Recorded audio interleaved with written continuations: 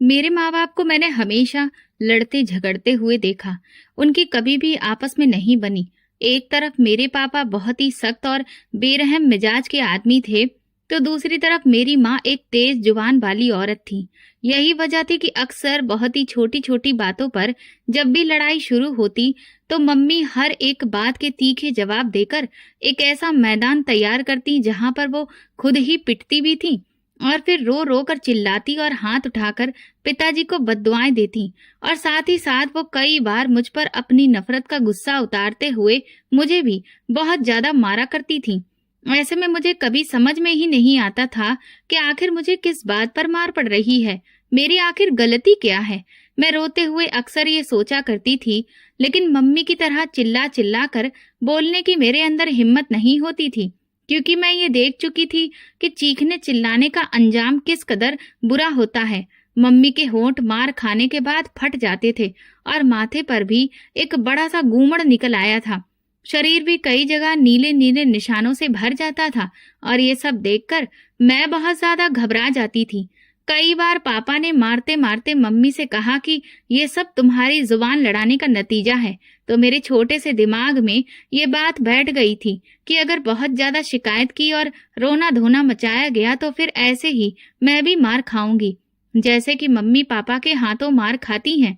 यही वजह है कि बेकसूर होने के बावजूद भी अगर मैं मम्मी से मार खा लेती तो कभी भी उनसे शिकायत नहीं करती। मैं अभी छोटी और मासूम थी और मम्मी पापा के इन रोज रोज के झगड़ों की वजह को समझ में नहीं पाती थी, लेकिन उन दोनों के बीच मौजूद नफरत को मैं अच्छे से महसूस कर सकती थी। वो दोनों एक दूसरे से ही नफरत नहीं करते थे, बल्कि उनकी नफरत का निशाना मैं भी बनती थी। मुझे कभी याद ही नहीं कि मम्मी पापा ने प्यार से मेरे सर पर कब हाथ रखा हो। वो दोनों ही मुझे अक्सर इतनी बुरी तरह से दुत्कारते कि मुझे ऐसा लगता था कि मेरी सांसें ही रुक जाएंगी। जब तक मेरी दादी जिंदा थी तब तक मैं उनकी गोद में ही खुद को सुरक्षित महसूस करती थी, लेकिन उनके मरने के बाद मेरे लिए सुरक्षा की जगह चारपाई के नीचे होती थी। जब भी वो दोनों लड़ते थे मैं तुरंत डर के मारे चारपाई के नीचे घुस जाती और उस वक्त तक नहीं निकलती थी जब तक पापा मारपीट करके घर से चले नहीं जाते थे और मम्मी रो धोकर चुप नहीं हो जाती थी। कभी कभी मुझे मम्मी पर बहुत तरस भी आता था। ऐसे में मैं उनके आंसुओं को पोंछना चाहती थी, उन्हें अपने गले से लगाकर तसल्ली देना चाहती थी, लेकिन मैं जानती थी कि मेरी माँ गुस्से की बहुत तेज हैं। वो मेरे प्यार को नहीं समझ पाएंगी और मैं उनके हाथों बेइज्जत होना नहीं चाहती थी, इसलिए चुपचाप जहाँ होती थी वहीं पर बैठी रहती थी। लेकिन कुछ दिनों से मुझे मम्मी का व्यवहार काफी बदला बदला सा लग रहा था। वो बाजार से मेरे लिए एक बहुत बड़ा सा कपड़ा लेकर आई और फिर उसको काट कर मेरे लिए उन्होंने 5 सूट बनवाकर तैयार कर दिए। मेरी चप्पल भी फटी हुई थी। कुछ दिनों से मैं देख रही थी कि वो मेरे खाने पीने का भी बहुत ख्याल रख रही थी और जब मैं सोने के लिए लेट जाती थी तो मेरे बालों में हाथ फेरती थी और जब मैं उनकी तरफ देखती थी तो वो खाली खाली नजरों से मेरी तरफ देखते हुए मेरे पास से उठकर चली जाती थी। मैं इस बात पर खुश थी कि मेरी माँ अब काफी बदल गई हैं। वो मुझसे अब थोड़ा थोड़ा प्यार जताने लगी हैं, लेकिन मुझे नहीं पता था कि मेरी जिंदगी में एक बहुत बड़ा तूफान आने वाला है। अगर मुझे उसका जरा सा भी अंदाजा होता तो मैं मम्मी के पैरों में बैठकर उन्हें रो रो कर ये बताने की कोशिश करती कि उनके बिना जीना मेरे लिए बहुत मुश्किल है।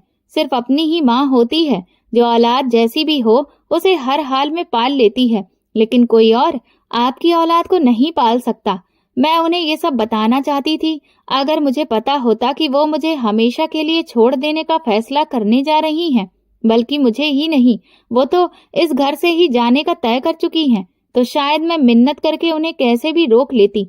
सुबह का वक्त था जब अचानक पापा के चीखने चिल्लाने की आवाज मेरे कानों तक पहुंची, तो मैं हड़बड़ाकर आंखें मलते हुए उठकर बैठ गई। पापा पूरे घर में मम्मी को पुकार रहे थे और साथ ही साथ गालियां भी दे रहे थे। तो मैं हैरान हुई कि आज मम्मी पापा की किसी भी बात का पलटकर जवाब क्यों नहीं दे रही हैं। मैं तुरंत उठकर बाहर आई। दिल में एक अजीब सा झटका सा था। फिर मैंने देखा कि पापा आंगन के बीचों बीच खड़े दोनों हाथ कमर पर रखकर जोर जोर से चिल्ला रहे थे और फिर जैसे ही उनकी नजर मुझ पर पड़ी तो तुरंत बोले, तेरी माँ सुबह सुबह किधर मर गई है? कहाँ गई है? वो पूरे घर में कहीं भी नहीं है। तो पापा की बात सुनकर मेरे पैरों तले से जमीन ही निकल गई। ऐसा कैसे हो सकता था कि मेरी माँ बिना बताए कहीं पर चली जाए? तो मैंने उनसे कहा, मैं देखती हूँ। मैं जैसे ही अंदर की तरफ जाने लगी तो पापा बोले, मैं सारा घर देख चुका हूँ, तेरी माँ कहीं नहीं है। अंदर क्या जा रही है? क्या वो तुझे कुछ बात कह के गई है? तो मैंने इनकार में सिर हिलाते हुए कहा, मुझे तो कुछ भी नहीं कहा उन्होंने। पापा का गुस्सा अब कुछ परेशानी में बदलने लगा था और फिर वो अपने मुंह ही मुंह में बड़बड़ाते हुए बोले, इससे पहले तो ऐसा कभी भी नहीं हुआ कि वो बिना बताए घर से चली जाए। जा, जल्दी से अपने चाचा के घर पता करके आ। क्या पता उनके घर पर गई हो। तो मैं तुरंत उल्टे सीधे चप्पल पहनकर अपनी चाची के घर भाग गई, जो 2 घर छोड़कर ही रहती थी। मैं धड़कते दिल के साथ उनके घर में दाखिल हुई और पूरे घर में नजरें दौड़ाने लगी तो एकदम मेरी चाची अपना दुपट्टा संभालते हुए मुझे घूर कर बोली, ये लड़की क्या आंखें फाड़ फाड़ कर देख रही है? क्या हुआ है? और तेरी सांस ऐसे क्यों फूल रही है? तो मैंने हकलाते हुए कहा कि वो मम्मी के बारे में पूछना था। क्यों, क्या हुआ तेरी माँ को? मैंने कहा, क्या वो यहाँ पर आई हैं? मेरी बात सुनकर मेरी चाची अपनी आईब्रो ऊपर चढ़ाकर बोली, वो भला यहाँ क्यों आएगी, वो भी सुबह सुबह? उसे तो मेरे घर में कांटे नजर आते हैं। मैंने अपनी चाची की बात सुनी और बस जहाँ खड़ी थी वहीं खड़ी रह गई। भला मैं कहती भी तो क्या? मुझे तो कुछ समझ में ही नहीं आ रहा था। मैं जैसे ही वहां से निकलने वाली थी कि एकदम मेरी चाची ने मुझे रोक कर पूछा, अरे कुछ बताती जा कि सुबह सुबह तेरी माँ किधर मर गई है? तो मैं बिना जवाब दिए ही अपने घर वापस आ गई। फिर पापा ने मुझसे कहा कि जा मोहल्ले में जाकर पता करके आ, कहीं किसी के घर ना गई हो। तो मैं जैसे ही घर में दाखिल हुई थी वैसे ही दोबारा निकल आई थी। मैंने एक घर में पता किया, लेकिन मम्मी वहां पर होती तो मिलती ना। पूरा दिन गुजर गया लेकिन मम्मी का कुछ भी पता नहीं चला। मैं परेशानी में कभी रोती और कभी चुपचाप दरवाजे की तरफ देखती, जबकि पापा फोन कर करके आधे शहर को इस बात की जानकारी दे चुके थे। यहाँ तक कि मेरे ननिहाल, जहाँ अब सिर्फ मेरी एक मौसी ही थी, वो भी ये खबर सुनकर दौड़ी दौड़ी चली आईं। लेकिन पापा का व्यवहार देखकर वो मुश्किल से थोड़ी देर ही रुकी और फिर वापस चली गईं। लेकिन जाते जाते वो पापा को धमकी देकर कह गईं कि कहीं ऐसा ना हो कि हमारी बहन के साथ कुछ कर ही न दिया हो और अब बैठकर झूठा हंगामा कर रहे हो। जिस पर पापा ने उन्हें खूब खरी खोटी सुनाई तो वो बिना डरे बोली, अगर 24 घंटे के अंदर मेरी बहन का कोई पता नहीं चला तो फिर तैयार रहना, तुमसे तो हम निपट लेंगे। पापा बहुत परेशान हो गए। उन्हें कुछ भी समझ में नहीं आ रहा था कि आखिर ये हो क्या गया है। फिर कहीं से पता चला कि बस अड्डे पर मम्मी को किसी के साथ जाते हुए देखा गया है। तो पापा तुरंत बस अड्डे की तरफ गए तो इस बात की पुष्टि हो गई थी कि मम्मी वहां पर आई थी और वहां से दिल्ली शहर की तरफ जाने वाली बस में बैठ गई थी। इस बात को सुनकर पापा बहुत परेशान हो गए कि आखिर इतनी सुबह सुबह वो दिल्ली जाने वाली बस पर क्यों बैठी हैं? वहां तो कोई रहता भी नहीं है। पापा जब घर वापस आए तो वो बहुत ज्यादा परेशान थे और फिर 1-2 दिन के बाद पता चला कि मम्मी किसी के साथ भाग गई हैं। ये सुनकर तो पापा अपना सिर पकड़कर बैठ गए, जबकि इस खबर के बाद तो मेरी जिंदगी के मुश्किल दिन शुरू हो गए थे। मम्मी के ऊपर आने वाला सारा गुस्सा पापा अब मेरे ऊपर उतारने लगे थे। वो अक्सर मुझे बुरा भला कहते रहते और मेरी चाची से कहते कि इस पर कड़ी नजर रखना, क्योंकि ये भी उसी औरत की बेटी है। मुझे इन सब बातों का मतलब तो नहीं पता था, मगर उनके शब्दों में मौजूद नफरत मैं तेजी से महसूस करती थी। फिर पापा मुझे मेरी चाची के पास छोड़कर देश से बाहर जाने का फैसला कर लिया। फिर वो हमारा घर चाचा के हवाले करके बाहर चले गए और मुझे चाचा के पास छोड़ गए। मैं पहले सिर्फ अपनी माँ से जुदा हुई थी, लेकिन अब तो मेरे सिर से मेरे पापा का साया भी छिन गया और मैं बिल्कुल ही खुले आसमान के नीचे आकर खड़ी हो गई थी। जिन बच्चों के सिर पर माँ बाप का साया नहीं होता, उनके अपने ही उन पर एक एक पल का जीना मुश्किल कर देते हैं। मेरी चाची के घर सिर्फ 1 हफ्ता रहने के बाद ही मुझे ये एहसास हो गया था कि अब मेरे लिए ये जिंदगी आसान नहीं रहेगी। अगर ध्यान से सोचा जाए तो मैं उनका ऐसा कोई भी खास बोझ नहीं थी। चाचा ने तो हमारे घर को किराए पर लगा दिया था और वहां से उन्हें ठीक ठाक किराया मिल जाता था। पापा भी शुरू शुरू में मेरे खर्चे के पैसे उन्हें भेजते रहते थे, लेकिन इसके बावजूद भी मेरी चाची उठते बैठते मुझे ताने देती थी कि उनके माँ बाप ने अपने सिर से उतार कर हमारे गले अपनी औलाद डाल दी है। तो उनकी ऐसी बातें सुनकर मुझे बहुत दुख होता था। मेरा दिल चाहता था कि मैं अपने मम्मी पापा से खूब शिकायतें करूं, लेकिन वो दोनों तो ऐसे मेरी जिंदगी से निकल गए थे जैसे मैं उनकी जिंदगी में कभी कोई अहमियत ही नहीं रखती थी। रात के अकेलेपन में मुझे वो दोनों बहुत ही बुरी तरह से याद आते थे, तो सारी सारी रात आंसुओं से मेरा तकिया भीगता रहता था। शुरू शुरू में तो पापा मेरे लिए पैसे भेज रहे थे, जिसकी वजह से मेरी चाची का व्यवहार थोड़ा बहुत ठीक रहता था, मगर जब उन्होंने मेरे लिए पैसे भेजना बंद कर दिए तो मेरी जिंदगी में जुल्म का एक नया पन्ना खुल चुका था। मेरा खर्चा मिलना क्या बंद हुआ, मेरी चाची का व्यवहार पूरी तरह से बदल गया था। वो मुझसे घर के सारे काम जबरदस्ती करवाती थी और मुझे लगातार कड़वी बातें सुनाती रहती थी। उनका कहना था कि तू भी अपनी माँ की तरह ही निकलेगी, मेरे सिर पर बोझ बनकर बैठी है। ये बातें मेरे दिल को चीर कर रख देती थी, मगर मेरे पास अब और कोई रास्ता भी नहीं था। लेकिन मैं चुपचाप अपनी चाची की ये बातें सुनती रहती थी। कभी कभी मेरा दिल चाहता था कि मैं उन्हें बताऊं कि मेरी 2 रोटियों का आप पर भला क्या बोझ है, जबकि हमारे घर का ही किराया लेकर आप खाती हैं। लेकिन ये बातें करने के लिए बहुत बड़ी हिम्मत चाहिए थी, क्योंकि मैं जानती थी कि अगर मैं जरा सा भी अपना मुंह खोलती तो मेरी चाची अपने आपे से बाहर हो जाएंगी। वो तो वैसे भी चाचा के सामने मेरी सच्ची झूठी बातें करके मुझे जवान चलाने वाली साबित करने की कोशिश करती रहती थी, जबकि ये बात चाचा भी बहुत अच्छे से जानते थे कि मैं मेरी चाची की किसी भी बात का पलटकर जवाब नहीं देती थी। लेकिन इसके बावजूद वो कभी भी मेरी सफाई में उन्हें जरा भी नहीं रोकते थे, और इसी बात की शह ने मेरी चाची को और भी ज्यादा बेखौफ कर दिया था। अब मेरी चाची सिर्फ अपनी जुबान से ही नहीं मुझ पर अपना गुस्सा निकालती थी, बल्कि जरा जरा सी बात पर मुझे खूब पीटती भी थी। और अब तो ये मारपीट मामूली बातों पर उनका रोज का नियम बनता जा रहा था। अगर किसी दिन खाना जरा सा भी लेट हो जाता या कोई भी चीज टूट जाती तो वो मुझे तुरंत मारना शुरू कर देती। मेरे दोनों बाजू और चेहरा उनकी मारपीट के निशानों से भरे हुए थे। मैं उनके दांत और मार खाकर भी रो नहीं सकती थी, क्योंकि उन्हें मेरे आंसुओं से भी सख्त नफरत थी। मेरी चाची मुझे सुबह सवेरे ही उठा देती थी और काम बताने शुरू कर देती थी कि अब बर्तन धोने हैं, झाड़ू लगानी है, कपड़े धोने हैं और खाना बनाना है। अब ये सब मेरे रोज का हिस्सा बन चुका था। उनके अपने बच्चे भी थे, मगर मजाल है कि वो कभी उठकर पानी भी अपने हाथ से लेकर पीते हों। वो अपने काम के लिए भी मुझे ही आवाज लगाते, और अगर मैं नहीं करती तो फौरन मेरी चाची को बता देते, और फिर तो उनके हाथों मेरी शामत आ जाती थी। वो मुझे अक्सर भूखा भी रखती थी।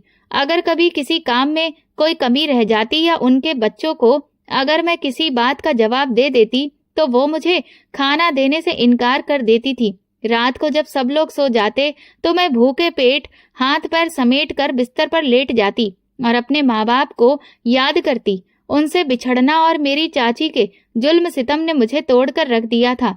वो इस कदर जलन करने वाली औरत थी कि मम्मी ने अपने जाने से पहले जो मुझे नए कपड़े सिलवा कर दिए थे वो भी उन्होंने मुझसे लेकर अपनी बेटियों को दे दिए और मुझे पहनने के लिए अपनी बेटियों की उतरन दे दी थी। मैं उन कपड़ों को नहीं पहनना चाहती थी, लेकिन मैं बहुत ज्यादा मजबूर हो गई थी। ये कपड़े इतने ज्यादा पुराने और जगह जगह से फटे हुए थे कि मुझे उन कपड़ों में जगह जगह दूसरे कपड़े की कतरन लगाकर पहनना पड़ता था। ऐसे में मैं पूरा दिन दुपट्टा ओढ़ कर रखती थी ताकि कोई मेरे उन फटे हुए पैबंद लगे कपड़ों को देख न सके, जबकि मैं उनकी बेटियों को खूब सजते संवरते हुए अच्छे कपड़ों में देखती थी। तो मेरा दिल भी चाहता था कि मेरे पास भी ये सब कुछ हो, और ना चाहते हुए भी जब मैं अपनी चाची से किसी चीज की फरमाइश कर देती तो वो मुझे अक्सर डांट कर खामोश करवा देती थी और कहती थी कि मेरी कोई फैक्ट्रियां नहीं चल रही हैं कि जहां से ढेर सारा पैसा आ रहा है जिससे मैं तेरी फरमाइशें पूरी करूं। मैं अक्सर नहा धोकर अपनी चाची की बेटी की कोई क्रीम अगर चेहरे पर लगा लेती तो वो ऐसे दिल जला देने वाला जुमला सुना देती कि मेरा दिल ही बैठ जाता।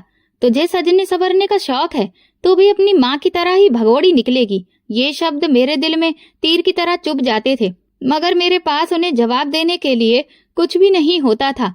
मेरे चाचा की बेटियां बहुत अच्छे स्कूल में पढ़ाई हासिल कर रही थीं, उन्हें सुबह स्कूल जाते हुए देखकर मेरा भी दिल करता था कि मैं भी पढ़ने के लिए स्कूल जाऊं, क्योंकि मुझे पढ़ने लिखने का बहुत शौक था। मगर मेरी चाची ने मेरा स्कूल जाना भी बंद करवा दिया था। उन्होंने कहा कि घर के काम सीख, पढ़ाई लिखाई तेरे जैसी लड़की के लिए नहीं है। मेरे सपने टूटकर बिखर गए थे। मैंने सपने देखे थे कि मैं पढ़ लिख कर एक दिन अपने माँ बाप को मुझ पर गर्व करने का मौका दूंगी, लेकिन मेरी चाची ने मेरी हर उम्मीद को मिट्टी में मिला दिया था। उनके अपने बच्चे भी मेरे साथ बहुत ही जालिम तरीके से पेश आते थे। वो मुझसे बात तक नहीं करते थे, बल्कि जब भी मौका मिलता तो मेरे कामों में रुकावट डालते। अगर कभी मेरी चाची के बच्चों ने कोई भी गलती की होती तो उनकी सजा भी मुझे ही मिलती थी। उनकी शरारतों और जुल्म सितम ने मेरी जिंदगी को और भी ज्यादा मुश्किल बना दिया था। ऐसे में जब बदकिस्मती से मैं बहुत बीमार हो जाती तो मेरी चाची को मुझ पर जरा भी रहम नहीं आता था। वो उस हालत में भी मुझसे यही चाहती थी कि मैं हर काम बिल्कुल परफेक्ट तरीके से करूं। उस वक्त मुझे एहसास हुआ कि चाचा और चाची के दिल में मेरे लिए कोई भी दया नहीं है। मेरी चाची के व्यवहार ने मुझे अंदरूनी तौर पर तोड़कर रख दिया था। मैं अंदर से बिल्कुल खाली हो चुकी थी, मगर मेरा सब्र अभी भी बचा हुआ था। मैं भगवान से प्रार्थना करती थी कि मुझे इस नरक से कैसे भी मुक्ति दिला दे। भगवान ने जैसे मेरी प्रार्थना को सुन लिया हो और फिर मेरी मुलाकात मनीष से हो गई। वो उसी मोहल्ले में किराएदार की हैसियत से आया था। कई बार ऐसा इत्तेफाक भी हुआ कि मैं जब भी घर से निकलती तो वो भी पास की दुकान से कोई सामान लेने के लिए निकलता, और इस तरह आते जाते कई बार हमारी नजरें भी टकराईं, लेकिन वो मुझे दूसरे लड़कों से काफी अलग सा लगा। एक दिन घर में मेरी चाची के मायके से काफी सारे लोग आए हुए थे, तो उन्होंने उन सबके खाने का इंतजाम किया। चाचा क्योंकि घर पर नहीं थे तो उन्होंने मुझे ही लिस्ट पकड़ा दी, और ये भी नहीं सोचा कि कितनी देर सारे सामान को मेरे दोनों कमजोर हाथ कैसे उठा पाएंगे। खैर, मैं भी बिना सोचे समझे जब लिस्ट लेकर घर से बाहर निकली और सारी चीजें खरीदने के बाद उन्हें उठाने की बारी आई, तब जाकर मेरी अकल ठिकाने आ गई और मैं परेशान होने लगी कि इतना सारा सामान दोनों हाथों से उठाकर घर तक लेकर जाना मेरे लिए आसान नहीं था। थोड़ी दूर जाकर ही मैं बहुत बुरी तरह से थकने लगी थी कि तभी अचानक एक बड़ी ही मेहरबान आवाज मुझे अपने पीछे से सुनाई दी, तो मैं एकदम से खड़ी हो गई। पीछे पलटकर देखा तो ये वही लड़का था जिससे आते जाते मेरी नजरें मिलती थीं। आप ये सारे बैग नीचे रख दीजिए, मैं उठाकर आपके घर तक छोड़ आता हूँ। मैं इनकार करना चाहता था, लेकिन ये सोचकर फिर मैं खामोश हो गई कि इस वक्त इनकार करना ठीक नहीं होगा, क्योंकि गली में दूर दूर तक कोई बच्चा भी दिखाई नहीं दे रहा था जो मेरी हेल्प कर देता या आकर एक दो बैग ही उठा लेता। इसलिए मैंने कुछ बैग नीचे रखे तो उसने सामान से भरे हुए बैग उठाकर मुझे 2 कदम आगे चलना शुरू कर दिया, और जैसे ही घर आया उसने दहलीज पर वो सारे बैग रखे और फिर बिल्कुल शांत तरीके से मेरे पास से गुजर कर जाने लगा। तो मैंने धीरे से उसे थैंक यू कहा। उसने जाते हुए मेरी तरफ हल्का सा देखा और मुस्कुराकर आगे बढ़ गया। वो मुझे अपनी उम्र के हिसाब से संजीदा और नरम लहजा रखने वाला लड़का लगा। जब पहली बार मेरी नजर उससे टकराई थी तो उसकी प्यारी मुस्कुराहट देखकर मैं हैरान रह गई, क्योंकि मैं अपने घर के मर्दों को सिर्फ माथे पर त्योरियां चढ़ाए और नाक पर गुस्सा रखे हुए ही देखता था। पहली बार मुझे कोई मुस्कुराता हुआ दिखाई दिया तो मेरे लिए ये हैरत की बात बन गई। फिर जब मैं दुकान पर जाती, अगर वो मुझसे पहले खड़ा होता तो तुरंत पीछे हट जाता और मुझे मौका देता कि मैं पहले चीजें खरीद लूं। उसकी सादगी ने मुझे उसकी तरफ धीरे धीरे खींचना शुरू कर दिया था, और आज तो जिस तरह उसने मेरे साथ हमदर्दी की थी, उसने तो मेरे दिल के तारों को ही छेड़ डाला। मनीष के साथ मेरी बातचीत का सिलसिला शुरू हुआ, जो धीरे धीरे हमारी दोस्ती में बदल गया। वो हमेशा मेरी बातों को ध्यान से सुनता और हर बार मेरी हिम्मत को बढ़ाता। उसके साथ मैंने अपनी जिंदगी के हालात बयां किए और उसे अपनी चाची के जुल्म सितम के बारे में खुलकर बताया, ताकि वो मेरे बारे में संजीदगी से सुने और फिक्र करे। वक्त गुजरने लगा और उसके साथ साथ मनीष के साथ साथ बातचीत ने मेरे दिल में उम्मीद जगा दी। मैं सपने देखने लगी कि शायद मेरी जिंदगी में एक नया मोड़ आने वाला है। मनीष मुझे अपनी जिंदगी का सहारा लगने लगा, जिससे मैं अपने दिल की हर बात कह सकती थी। और जब वो मेरी सारी बातें सुनने के बाद मुझे जिस अंदाज में तसल्ली देता, मुझे लगने लगा कि अगर कोई मेरा पति होगा तो वो मनीष के जैसा ही होगा, जाने क्यों मैं दिल के अंदर ही अंदर मनीष को अपने पति की हैसियत से देखने लगी। लेकिन मनीष शादी के बारे में कभी बात नहीं करता था, जिससे मेरा दिल अक्सर उदास हो जाता। मैं बार बार अपनी दिक्कतें बताती, लेकिन वो खामोशी से मेरी बातें सुनता और कोई भी कड़ा फैसला करने से बचता था। और यही बात कई बार मेरी परेशानी का कारण भी बनती जा रही थी, क्योंकि सच तो ये था कि मैं अपनी चाची के घर से निकलना चाहती थी। मैं अपनी जिंदगी से बहुत ज्यादा परेशान हो गई थी और चैन की सांस लेना चाहती थी, लेकिन मनीष कोई फैसला ही नहीं कर पा रहा था। मैं कई बार बातों को घुमा घुमा कर शादी के मुद्दे तक लेकर आई थी, लेकिन वो बात का मोड़ ही बदल देता था और मैं खामोश हो जाती।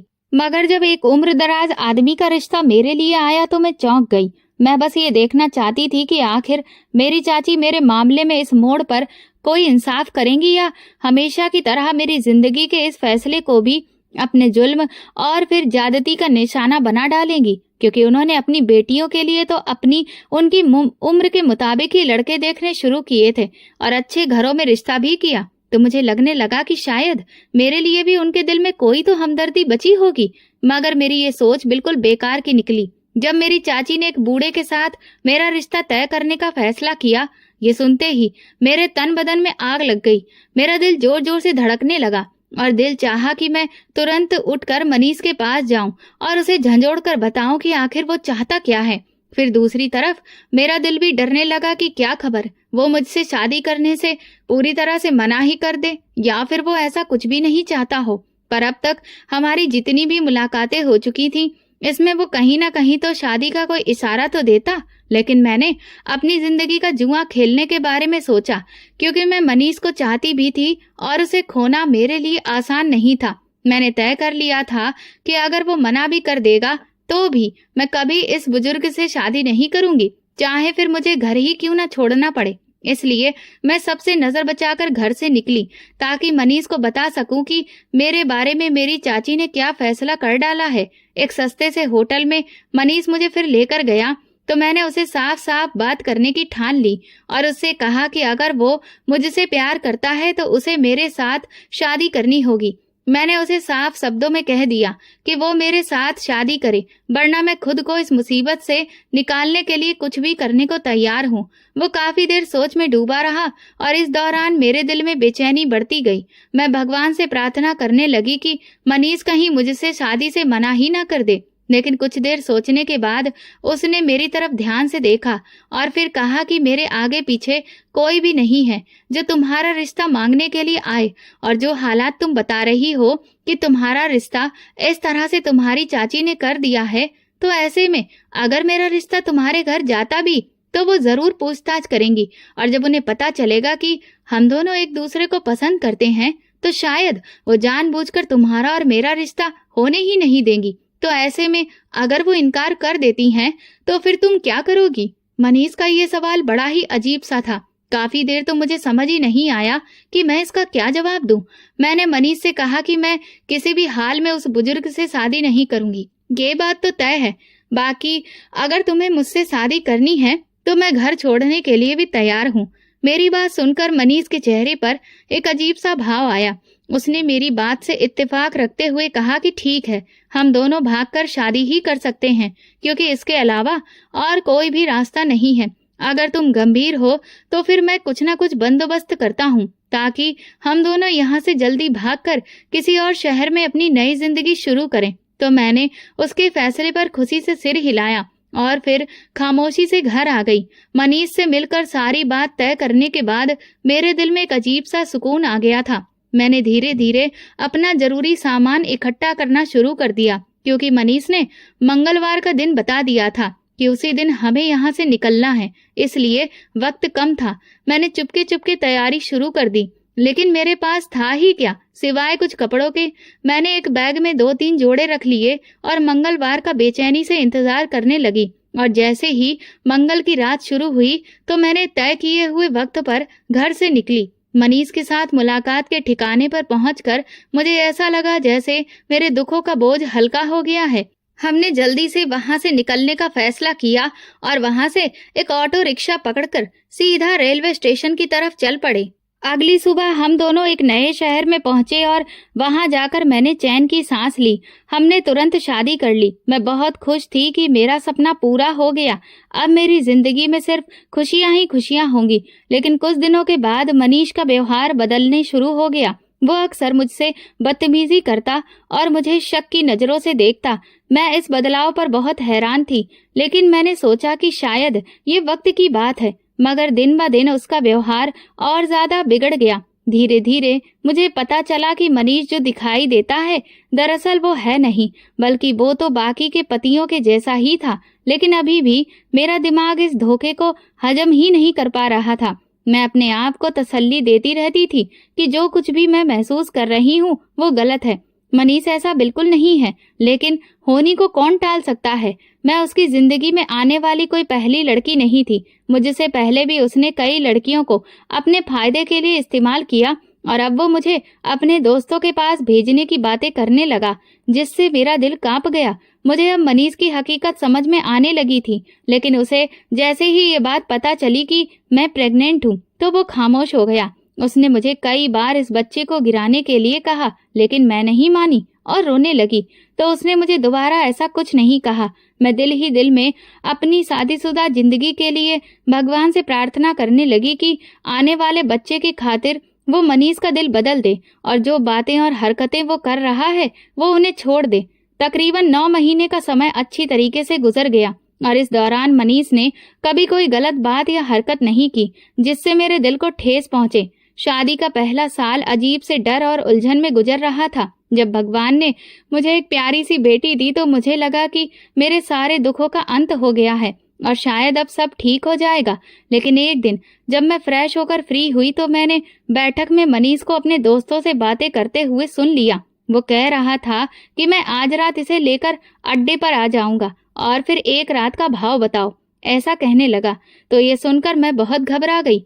मेरी आंखों में बहुत आंसू आने लगे जो निकलकर गालों पर बहने लगे। मुझे अपने नसीब पर टूटकर रोना आया, लेकिन मैंने अपने आंसू तुरंत पोंछ लिए क्योंकि ये पल रुकने का नहीं था। मेरे पास वक्त बहुत कम था। अगर आज मैं मनीष की बात मानकर गलत रास्ते की तरफ चलने लगती तो कल मेरी बेटी भी बड़ी हो जाती। मैंने अपनी मासूम बेटी के चेहरे की तरफ देखा तो ये फैसला किया कि मैं किसी भी हाल में इस दलदल में फंसने वाली नहीं हूँ और ना ही कभी अपनी बेटी को इस गंदगी के रास्ते पर चलने दूंगी। मैंने ठान लिया कि मुझे अब यहाँ से निकलना होगा। मैंने कुछ पैसे जमा किए और चुपके से वहां से फरार होने का प्लान बनाया और अपनी मौसी के घर की तरफ जाने का सोच लिया। वहां जाने का ख्याल इसलिए भी आया कि अगर किसी भी तरीके से मनीष मेरे पीछे आया तो मेरे साथ मेरे अपने खड़े होंगे और ऐसे में वो मेरा कुछ भी नहीं बिगाड़ सकेगा, वरना अगर मैं अकेली हुई तो वो फिर से मेरा शिकार करेगा। ये सोचकर मैंने अपनी बेटी को एक चादर में लपेटा और जैसे ही मनीष निकला तो मैं तुरंत दुपट्टा ओढ़कर घर से बाहर निकल आई। घर के पास में ही एक बस अड्डा था। मैं तुरंत वहां पहुंची तो बस निकलने को तैयार थी। मैंने कुछ भी सोच समझा नहीं और तुरंत बस में सवार हो गई और एक अनजान मंजिल की तरफ चल पड़ी। लेकिन मुझे अपने घर के टूटने का दुख बहुत ज्यादा था क्योंकि मैं मनीष को दिल से चाहती थी। मुझे ये भरोसा ही नहीं हो रहा था कि वो एक गलत पेशे से रिश्ता रखने वाला आदमी है जहां औरतों की बोली लगाई जाती है। मुझे अपने प्यार के लुट जाने का बहुत गम था और इसके साथ साथ बच्ची के सर से बाप का साया हटने का दुख भी हो रहा था। मैंने अपने टूटे दिल में ये फैसला किया कि अब चाहे कुछ भी हो जाए, मैं अपनी बेटी को दुनिया के रहमो करम पर नहीं छोड़ूंगी, बल्कि जहां तक मुमकिन होगा इसके लिए अगर सारी दुनिया से भी मुझे लड़ना पड़े तो मैं लड़ूंगी। इसी सोच में उलझते हुए मैं अपनी मौसी के घर पहुंच गई। मौसी ने जब मुझे उजड़ी हुई हालत में अपनी दहलीज पर देखा तो तुरंत मुझे गले से लगाकर रोने लगी। फिर वो मुझे अपने घर के अंदर ले आई। मैं बड़ी ही लाचारी में मौसी के घर में आसरा लिया था। इससे पहले मैंने चाची के घर जिंदगी गुजारी थी क्योंकि उस वक्त मैं अकेली थी, लेकिन अब मेरे साथ मुझसे भी ज्यादा कमजोर नन्ही सी बच्ची थी जो मेरे वजूद का हिस्सा थी। मनीष से अलग होकर मौसी के घर में कदम रखते हुए मैं खुद को कमजोरी और नाकामियों के दलदल में फंसा हुआ पा रही थी। लेकिन एक बात मुझे अंदर ही अंदर परेशान कर रही थी कि मैं मौसी के घर इस तरह हाथ पर हाथ रखकर नहीं बैठ सकती थी। मुझे कुछ ना कुछ काम तो करना ही होगा। मैं कब तक अपना और अपनी बेटी का बोझ मौसी के कंधों पर डाल सकती थी। इसलिए मैंने मौसी से नौकरी की बात की।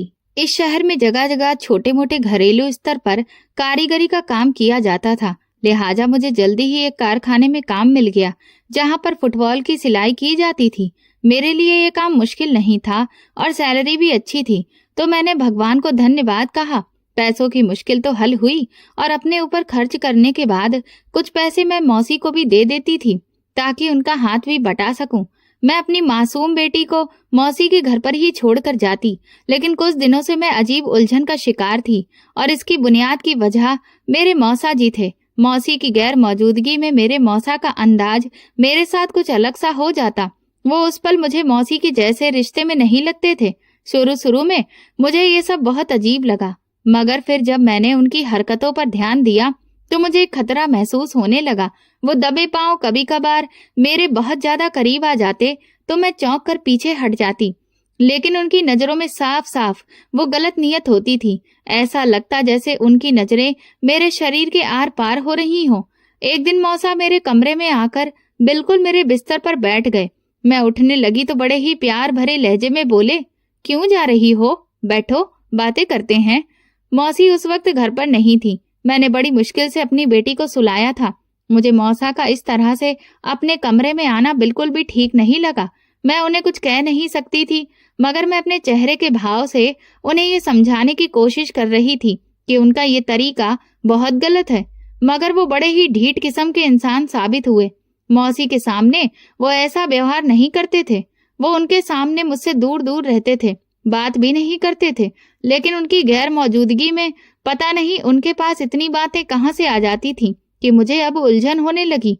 कभी कभी मैं सोचती कि शायद मैं किसी गलतफहमी का शिकार तो नहीं हो रही हूँ, लेकिन जब एक दिन मौसा आधी रात के वक्त मेरे कमरे में आए तो उस वक्त मुझे एहसास हुआ कि मैं किसी गलतफहमी का शिकार नहीं, बल्कि मौसा एक बहुत बड़े शिकारी हैं। ये तो उस समय गनीमत थी कि मेरी बेटी आरती एकदम से उठकर रोने लगी तो उनके कदम रुक गए। आरती इतना जोर जोर से चिल्लाकर रोई कि एकदम मौसी भी जाग गईं और ऊंची आवाज में मुझे पुकारने लगी कि क्या बात है आरती, क्यों रो रही है?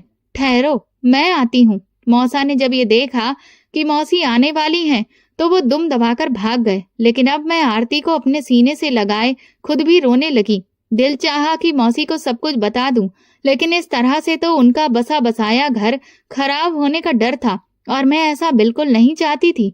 अगर मेरी वजह से उनके रिश्ते में दरार आ जाती तो वो इस उम्र में भला कहाँ जाती। इसलिए मैंने चुप रहने में ही भलाई समझी, मगर हर दिन अब उनका व्यवहार मेरे लिए परेशानी का कारण बनता जा रहा था। मैं अब सोचने लगी कि मुझे जल्द से जल्द यहाँ से निकलना होगा, क्योंकि इसके अलावा मुझे और कोई रास्ता दिखाई नहीं दे रहा था। मैं यहाँ रहकर अब और ज्यादा खुद को खतरे में नहीं डाल सकती थी। मैं किसी से कुछ कह भी नहीं सकती थी, क्योंकि हमारा समाज भी इतना घटिया और निकम्मा है कि जब भी कोई सच्ची बात लोगों के सामने रखी जाती है तो वो उसमें हमेशा औरतों को ही दोष देते हैं, या फिर ऐसी बातों को तो सिरे से ही नकार देते हैं कि ये तो हो ही नहीं सकता है। जबकि इस समाज में परंपरा, संस्कार और रिश्तों के पर्दे के नीचे अंदर ही अंदर कैसे खोखला किया जा रहा है ये हम सब बहुत अच्छे से जानते हैं, लेकिन फिर भी मूक बधिर बनकर जी रहे हैं। क्यों? ताकि दिखावा कर सकें। और इसी वजह से जब भी हमारी आंखों के सामने कोई सच दिखाया जाता है तो गला फाड़ फाड़ कर उस सच को झूठा साबित करने की कोशिश में लग जाते हैं, जबकि सबको पता है कि इस समाज में रिश्तों के नाम पर क्या कुछ नहीं हो रहा है। लेकिन शायद ही कोई हो जो इस सच्चाई को मानने की तो छोड़िए, उसके खिलाफ खड़े होने की भी हिम्मत करता हो। लेकिन हाँ, सच को दबाने के लिए जरूर सब एक साथ खड़े हो जाते हैं। यही सब सोचकर मैंने ये बात किसी को भी नहीं बताई, लेकिन अब मैं अपनी मौसी के घर में सुरक्षित नहीं थी। इसलिए मैंने कारखाने में काम करने वाली मेरी मौसी की उम्र की एक औरत संगीता आंटी से कहा कि मैं अलग रहना चाहती हूँ, तो उन्होंने मुझसे कहा कि शाम तक तुम्हें एक कमरा किराए पर मिल जाएगा। मैंने उन्हें धन्यवाद कहा, लेकिन मुझे संगीता आंटी को देखकर बड़ी हैरानी होती थी कि उनका एक जवान बेटा है और फिर भी वो काम कर रही है। तो वो मुस्कुराते हुए मुझे बताने लगी कि जैसे ही मेरे बेटे की नौकरी लगेगी तो मैं काम छोड़ दूंगी। उनके पति का देहांत हो चुका था और उन्होंने अपनी सारी जवानी अपने बेटे पर ही कुर्बान कर दी थी। उसे पढ़ाया लिखाया और खुद एक आदमी की तरह बाहर निकलकर काम किया। उन्हें देखकर मेरा दिल बहुत हिम्मत से भर जाता था। मुझे लगता था कि मैं अकेली नहीं हूँ। मेरी तरह बहुत सारी ऐसी औरतें हैं जो इस मुश्किल समय से गुजरती हैं और आदमियों के साथ कंधे से कंधा मिलाकर अपनी जिंदगी गुजार रही हैं। उन्होंने ही मुझे ये राय दी थी कि तुम्हारे लिए अच्छा है कि तुम एक छोटा सा कमरा किराए पर लो और चुपचाप अपना वक्त वहां गुजारो और हिम्मत ना हारो। एक वक्त आएगा और ये मुश्किल वक्त भी गुजर जाएगा और फिर सब कुछ आसान होगा। उनकी ये बातें मेरे दिल में बस गईं और मैं दोबारा से जीने के लिए उठ खड़ी हुई। मौसी की मदद से, आंटी की मदद से मुझे उन्हीं के मोहल्ले में एक कमरा मिल गया। मकान मालिक भी अच्छे थे, इसलिए मैंने मौसी को बताया कि मैं अब यहाँ से जा रही हूँ। तो वो बहुत नाराज हुई कि क्या जरूरत है किराए पर रहने की, इतना बड़ा घर है, मुझे क्या ऊपर लेकर जाना है, कोई जरूरत नहीं है यहाँ से जाने की। उनके इस तरह कहने से मैं बहुत दुखी हुई और रोने लगी। मैंने दिल ही दिल में सोचा कि मैं कौन सा खुशी के साथ अलग किराए पर रहना चाहती हूँ। अगर मेरी इज्जत को यहाँ खतरा नहीं होता तो मैं ये फैसला कभी भी ना लेती। लेकिन मैं चुप रही और मौसी को तसल्ली देते हुए बोली कि मेरा घर कारखाने के नजदीक है, यहाँ आते जाते मुझे बहुत सारा किराया लग जाता है और बचत भी ना के बराबर होती है, इसीलिए मुझे कारखाने के पास ही घर लेना ठीक लग रहा है। मौसी ने जब मेरी पूरी बात जानी तो फिर वो चुप हो गई। फिर मैं बड़े ही भरे दिल के साथ अपना सामान सपेटने लगी और अपनी बेटी आरती को लेकर उस एक कमरे के घर में शिफ्ट हो गई। जब मैं अपनी मौसी की तरफ देखती तो मेरा दिल परेशान हो जाता, क्योंकि इस पूरी भरी हुई दुनिया में मेरा खून का रिश्ता सिर्फ एक ही था जो मेरे दुख पर परेशान होता था, जिसने मेरे लिए अपने घर के दरवाजे खोल दिए थे। अगर संगीता आंटी को देखती तो ऐसा लगता था कि जैसे मैं अपनी माँ से बात कर रही हूँ। उनकी अनमोल मोहब्बत ने मेरे दिल में उनके लिए बहुत प्यार भर दिया। हम दोनों साथ साथ कारखाने जाते और वापस आते। वापसी पर कई बार वो मुझे सब्जी मंडी लेकर जाती। शाम को हम वहाँ सस्ती सब्जी खरीदते। जिंदगी गुजारने के लिए छोटे छोटे तरीकों में धीरे धीरे उनसे सीखने लगी तो मुझे लगने लगा कि अगर हिम्मत कर ली जाए तो जिंदगी इतनी भी मुश्किल नहीं है। कभी कभी हम अपनी जिंदगी में खुद ही मुश्किलें बढ़ाते चले जाते हैं, ये सोच कर कि अगर ये सहारा ना हुआ तो हम जीते जी मर जाएंगे। हालांकि कोई किसी के आने या जाने से मरता नहीं है। मौत का वक्त तो तय है और वो अपने वक्त पर ही आती है। तो फिर जिंदगी की छोटी छोटी मुश्किलों से क्या डरना। एक दिन आंटी हमारे घर मिठाई लेकर आई। वो बहुत खुश थी। उनके बेटे की नौकरी पक्की हो गई थी तो मुझे बहुत खुशी से बताने लगी कि अब मैं काम छोड़ रही हूँ। उन्हें इतना खुश देखकर मैंने उनके लिए दिल से प्रार्थना की, क्योंकि सारी जिंदगी उन्होंने अपने बेटे को पालने में बहुत मुश्किल झेली थी और इस वजह से दूसरी शादी भी नहीं की। अब ये वक्त उनका था कि वो अपनी मेहनत के फल का आनंद उठाएं। वो मेरे लिए एक रोल मॉडल थी। अब मैं बिना किसी डर के कारखाने चली जाती थी, लेकिन जब तक उनकी और मेरी संगत रही उन्होंने मुझे एक मजबूत लड़की बनाने में बहुत ही अहम किरदार अदा किया था। हालांकि ये किरदार तो मेरी माँ को निभाना चाहिए था, मगर अफसोस कि वो उस वक्त मुझे छोड़कर चली गईं जब मुझे उनकी सबसे ज्यादा जरूरत थी। और अब इतने मुश्किल हालात में भी वो कहीं पर भी मुझे दिखाई नहीं दे रही थी। लेकिन भगवान ने मेरी मदद उस अजनबी औरत के जरिए की जिसके लिए मैं संगीता आंटी की बहुत शुक्रगुजार थी। आंटी ने अपने बेटे की शादी कर दी। उनकी बहू गुड़िया बहुत पूजा पाठ करने वाली और लोगों को दान देने वाली, दूसरों की मदद करने वाली लड़की थी। मुझे ये सुनकर बहुत खुशी हुई कि आंटी की जिंदगी में अब सुकून था और वो अपने बेटे और बहू के साथ अच्छे से जिंदगी गुजार रही थी। कुछ दिन बाद जब मैं आंटी के घर मिलने गई तो जो नजारा मेरी आंखों ने देखा वो मेरे लिए हैरत का कारण बन गया। उनकी बहू बाहर लोगों को बुला बुलाकर दान बांट रही थी और मुझे ये बहुत अजीब लगा कि पास में ही उसकी अपनी सास गंदे कपड़ों में बैठी थी और भूखी भी थी, और बहू थी कि बाहर दान पर दान बांटे जा रही थी, लेकिन एक भी बार अपनी सास का नाम नहीं ले रही थी। मैंने आंटी के हाथों को धुलवाया और उन्हें नए कपड़े पहनने के लिए दिए। उनके बिस्तर भी मैंने खुद साफ किया। फिर मैंने उनसे पूछा, आपको भूख लगी है, खाना लाकर दूं? तो उनकी आंखों में आंसू आ गए।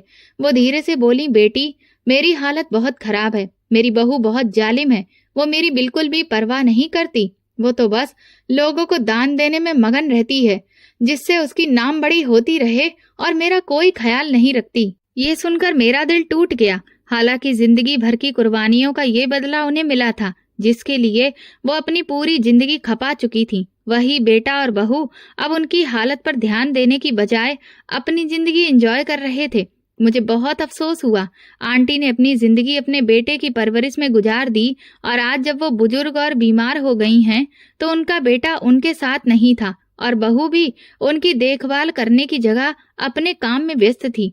आंटी की आंखों में बेबसी और मायूसी थी, लेकिन उनके शब्दों ने मेरे दिल को हिला दिया। बेटी, मुझे नहीं लगता कि मेरी जिंदगी में कुछ बदलेगा। मेरी बहू ने मेरे साथ इतनी ज्यादती की है और अब मुझे कोई उम्मीद नहीं रही। बस प्रार्थना करो कि भगवान मुझे मोहताज ना करे। मैं उनके माथे पर हाथ फेरते हुए बोली, आपको कोई परेशानी नहीं होगी। आपने सारी जिंदगी मेहनत की कमाई करके ही गुजारी है और भगवान ईमानदार और मेहनती इंसान के साथ बुरा नहीं करता और मुझे भरोसा है कि वह आपकी मदद जरूर करेगा। ये मुश्किल वक्त भी गुजर जाएगा। आंटी ने अपने आंसू पीते हुए कहा, मेरी बहू बहुत जालिम है।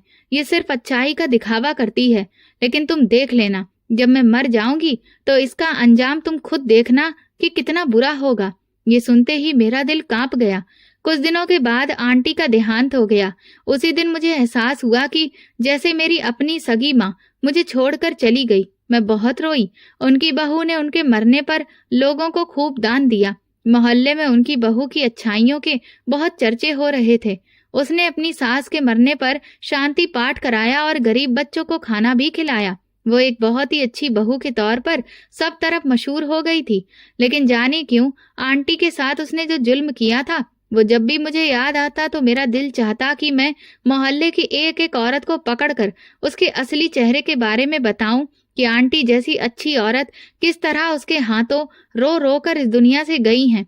उसकी बहू ने आंटी के बेटे की आंखों पर ऐसी पट्टी बांध रखी थी कि उसे अपनी माँ की पुकार भी सुनाई नहीं देती थी।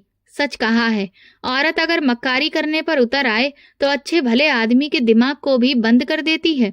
2 दिन बाद ही आंटी की बहू ने अपने घर में एक लंगर रखा और मुझे भी दावत दी।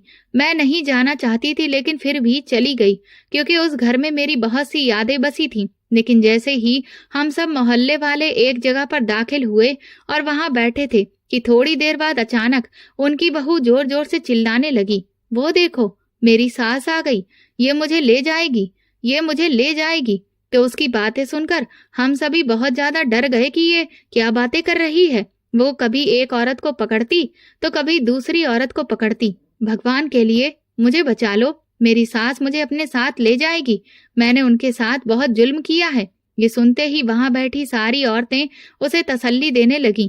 तुम तो बहुत अच्छी लड़की हो, तुमने ना सिर्फ इस घर को संभाला बल्कि कितना भलाई का काम किया है, तुम जालिम कैसे हो सकती हो। तो वो कहने लगी, ये सब झूठ था, मैंने कभी अपनी सास को पेट भर खाना तक नहीं दिया, दवाई भी नहीं दी, उल्टा उनके बेटे को उनकी माँ के खिलाफ करती रही। यहाँ तक कि वो अपनी माँ के बीमार होने पर भी उनकी कोई परवाह नहीं करते थे। मेरी सास एड़ियां रगड़ रगड़ कर इस दुनिया से चली गई और अब वो दोबारा आ गई है। वो लगातार एक ही तरफ उंगली से इशारा करते हुए उन औरतों को बता रही थी, तो सभी डर के मारे खड़ी हो गईं और भगवान का नाम लेने लगीं। मैं तो सच्चाई पहले से जानती थी और आंटी के शब्द भी मेरे कानों में गूंज रहे थे। तुम देखना, जब मैं मरूंगी तो ये तमाशा बन जाएगी। और वाकई में आज वो तमाशा बन गई थी। ये देखकर मेरी आंखों से आंसू निकलने लगे। मैं सोचने लगी कि इंसान कितना ज्यादा नाशुक्रा होता है। अक्सर लोग बाहर वालों के साथ बहुत अच्छे से पेश आते हैं ताकि उनकी तारीफ हो, लेकिन अपने ही घर के बड़े बुजुर्गों के साथ दुर्व्यवहार करते हैं। और यहाँ आंटी की बहू भी अपनी लापरवाही की वजह से ही सास को बोझ समझती रही। खुद तो कभी उनकी सेवा नहीं की और उनके बेटे को भी नहीं करने दी। और आज ये हालत है कि अपने ही मुंह से अपने सभी गुनाहों को सबको बता रही है। वहां खड़ी हर औरत अपने कानों को हाथ लगाते हुए उसके घर से चली गई। तकरीबन 1 हफ्ता इसी तरह से आंटी की बहू चिल्लाती घूमती रही। पूरा पूरा दिन, पूरी पूरी रात हम उसकी आवाज सुनते और फिर आखिरकार आंटी के बेटे ने उसे पागल खाने में एडमिट करवा दिया और अब वो अपनी जिंदगी का सारा वक्त वही गुजार रही है। मैं अक्सर भगवान से प्रार्थना करती हूँ कि मुझे भी आंटी जैसी ही अच्छी और हिम्मत वाली बनाना। ये वीडियो केवल मनोरंजन के उद्देश्य से बनाया गया है। सभी पात्र काल्पनिक हैं। वास्तविक व्यक्तियों, जीवित या मृत घटनाओं से कोई समानता विशुद्ध रूप से संयोग है। किसी भी व्यक्ति, धर्म या जाति को ठेस पहुंचाने की मंशा नहीं है। अगर आपको हमारी कहानी पसंद आई हो तो कमेंट करके जरूर बताएं। वीडियो को लाइक करें और ज्यादा से ज्यादा शेयर करें। अगर आप चैनल पर नए हैं तो सब्सक्राइब जरूर करें और नोटिफिकेशन की बेल दबाएं ताकि अगली अपडेट सबसे पहले आपको मिले। धन्यवाद।